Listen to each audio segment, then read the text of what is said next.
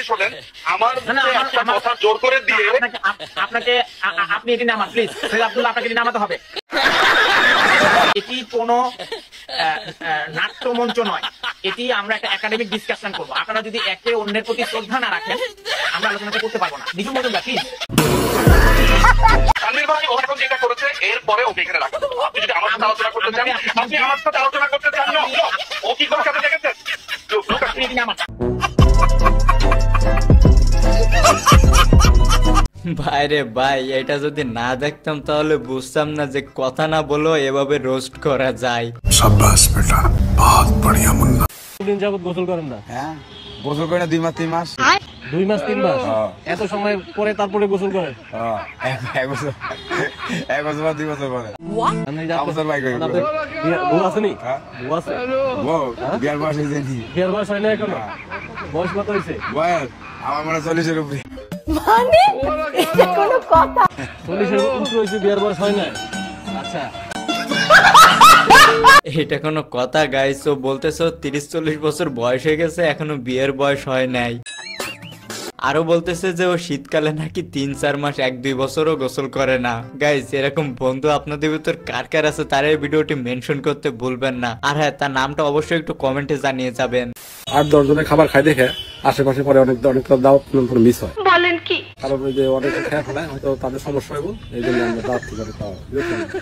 ও আমার আগের দেশের সাংবাদিক 10 জনের খাবার নিমন্ত্রণ দিয়েছে, মানে 10 জনের খাবার দোনে ওনার ভয়ে অনেকে ভয়ে নিমন্ত্রণ দিবে না। 10 জনের খাবার খাইলে আমরা ইষ্টি করে বন্ধু বান্ধব নিয়ে খাবো। মানে কারো বাড়িতে অনুষ্ঠান হলে আপনারা দাওয়াত দেয় না, মানে 10 জনের খাবার খেয়ে ফেলেন, ভয়তে দাওয়াত দেয় না।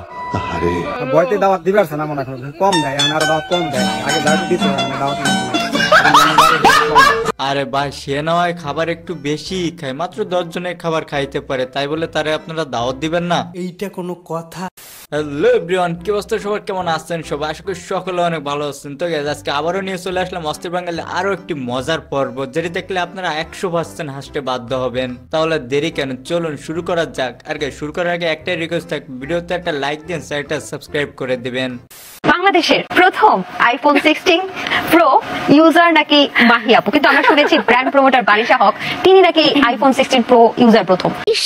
আপনি কিভাবে বলেন? আপনি কেন দাবি করছেন? আমি তো বুঝলাম না। আসলে যেদিন আইফোনটা লঞ্চ করেছে সিঙ্গাপুরে, আমি ওই দিন সিঙ্গাপুরে ছিলাম 28 সেপ্টেম্বর। আপনি আইফোন কেনার জন্য সিঙ্গাপুর গিয়েছিলেন নাকি? আইফোন কেনার জন্য সিঙ্গাপুরে গিয়েছিলাম। আচ্ছা, সত্যি সত্যি? কেন? আমার হাজবেন্ড ওর ইচ্ছা যে সে আমাকে 60 প্রো ম্যাক্স গিফট করবে আমার বার্থডেতে। তো ফার্স্টে আমাদের থাইল্যান্ডে যাওয়ার কথা ছিল, তাই থাইল্যান্ডে না যেয়ে এজেন্সি লোককে বলেছে আমার হাজবেন্ড যে আগে আমরা সিঙ্গাপুরে যাবো এবং 20 তারিখে যাবো শুধু আইফোন কেনার জন্য। আইফোন কেনার জন্য সিঙ্গাপুরে যেয়ে ওই দিনই এয়ারপোর্ট থেকে নেমে হচ্ছে আইফোন কিনতে গিয়েছি। আইফোনটা আমার সাথে আছে, কিন্তু সিঙ্গাপুরে আমার মনে হয় আমি প্রথম কিনেছি। বুঝলাম না রে ভাই, এত খিলখিল করে হাসার কি আছে? ও আচ্ছা, বুঝতে পারছি, স্বামীর টাকা দিয়ে কিনছে তো আরাম পাচ্ছে না। যদি কষ্ট করে কক্সবাজারে গিয়ে কিনতো তাহলে এত আর হাসি আসতো না। আমাদের দেশে না জিম পড়িও না কোনো শান্তিতে নাই। গতকাল রাতে সাদিয়া আরমান যে লাইভটা দেখাইলো, আল্লাহ, এই লাইভ দেখার পর এখন যা শুনতেছি, মানুষ মনে হয় এখন থেকে রাস্তাঘাটে কোনো জিম পড়ি দেখলে আর বিশ্বাস করবে না, সবাই ওকে নিয়ে ভিডিও করা শুরু করবে, এআই ট্রোল করা শুরু করবে, ওকে পাত্তাও দিবে না। এতদিন পর্যন্ত যে জিন বা ভূতের একটা মান সম্মান ছিল, সবাই ওকে ভয় পাইতো, ভূত জিন বাজে ভয় পাইতো। এই ভয়টা এখন থেকে পাবে না, সবাই মনে করবে হয়তো কোনো না কোনো প্রমোশনের জন্য এখানে মনে বসে আছে, কোনো না কোনো কাজের জন্য, হয়তো আমরা জানি না, হয়তো এটা কোনো একটা প্র্যাঙ্ক চলতেছে জন্য।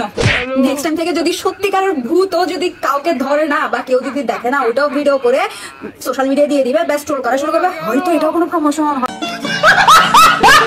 গাইস, ও খারাপ কিছু বলে নাই কিন্তু। আর এই ভূতেরা যদি লাইভটা দেখে তাহলে আমি শিওর রাস্তাঘাটে বের হওয়ার আগে চিন্তা করবে যে বের হব, কারাতে ক্যামেরা আছে, আবার ভিডিও করে আমারে ভাইরাল করে দেয়। সবাই বিয়ে করে ফেললে কিভাবে হবে? একজন থাকুক না, সমস্যা কোথায়? হ্যাঁ, এই প্রশ্নটা আমি আসলে সবসময় ফেস করি। এখন এটা আমার কাছে একটা জোক মনে হয়, আমার আসলে কিছু বলে না মানে, বাট হ্যাঁ, ইনশাল্লাহ বিয়ে তো করতেই চাই, অবশ্যই করতে চাই, ফ্যামিলি বানাতে চাই। লেটস সি, যেদিন হবে আপনারা সবাই জানতে পারবেন, আপনারা সবাই আসবেন। আচ্ছা ঠিক আছে, তা না হয় আসলাম, বাট আমার মনে হয় না বিয়ে করার দরকার আছে। বিয়ে না করে এভাবেই থাকেন। রংপুরের মফিজের অর্থ জানেন? রংপুরের মফিজ, এই কথাটা পুরোটাই ভুল। আচ্ছা, মফিজের অর্থ কি বলেন? মফিজ বলতে রংপুরে কিছু নেই। আচ্ছা, মফিজের অর্থ হচ্ছে সাদা মাটা বা সাদা সিধা লোক। একদম সহজ সরল। জি জি, আপনিও খুব সহজ সরল, তাই না? জি, আমি অনেক সহজ সরল। কে বলে তুমি? সেই জন্য আপনি রাতের বেলা সানগ্লাস পরে বেরিয়েছেন। বেস্ট অফ লাক মফিজ ভাই। ওই কিন্তু আসলে সাদা সিধি আছে, তা না হলে দেখেন কথা বলতে বলতে ওরে চালাই দিছে। তোমার চোখে লাল লাল, ওটা কি হয়েছে? আমার মেয়ের সাথে খেলা করতে যাবে ভাবিস। চোখে গোতা দিয়ে দিয়েছে? হ্যাঁ, চোখে গোতা দেয় না, মানে ও তখন খেলতে পারে, হাঁটতেও পারে, তো বোতল নিয়ে আর কি খেলতেছিল, মারছে, তো ওটাই সেইটা লেগে গেছে। আচ্ছা, গলায় কি হচ্ছে? চলো, গলায় লাভবার্ড। ও ও আচ্ছা, কি সুন্দর।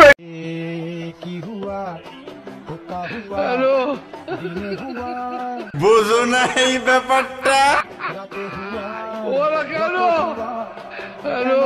গাইছে রাজাকিকে নিয়ে অনেকদিন ধরে দেখতেছি সোশ্যাল মিডিয়ায় সমালোচনা চলতেছে, বাট এদের দুজনের মধ্যে আসলে হয়েছে কি? দেখেন এখানে রাজা কট খেয়েছে নাকি কি খেয়েছে সেটা জানি না, বাট ওইখানে আকে নাচানাচি করতেছে, এটা দেখার পরে কি করে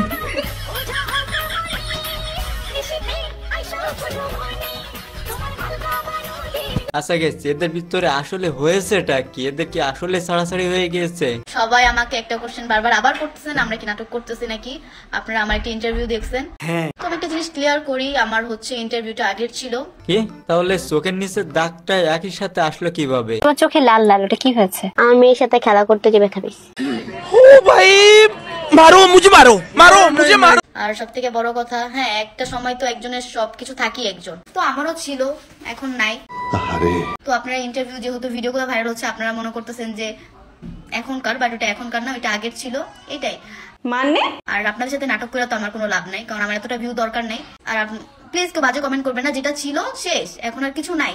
গাইস এদের ভিতরে যদি সত্যি ডিভোর্স হয়ে যায় তাহলে দুঃখ প্রকাশ করছি, কারণ এদের একটা সময় দেখতাম এত সুন্দর একটা কাপল, যেটা দেখে সত্যি হিংসা হতো, বাট এখন এসে যদি এটা হয় তাহলে তো কিছু করার নাই।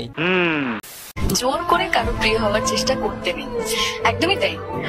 আজকে আমি যার কাছে ভালো হব তার কাছে আমি এমনিই ভালো হব, যার কাছে খারাপ তার কাছে খারাপই থাকবো। সুতরাং আমি জোর করে কারো কাছে ভালো হওয়ার চেষ্টা করবো না বা করতে চাইবো না। এটাই করা ঠিক, কারণ তুমি যারা বেশি ভালোবাসবে, বেশি ভালোবাসা দেখাবে, সে দেখবে একটা সময় তোমারে পাত্তাই দিচ্ছে না, পাত্তাই কি তোমারে ভালোই বাসবে না।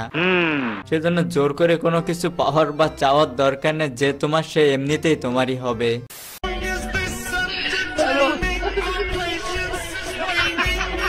रुको जरा।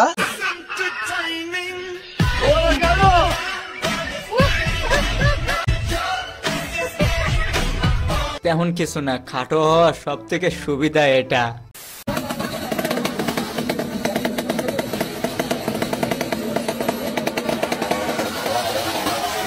গয়া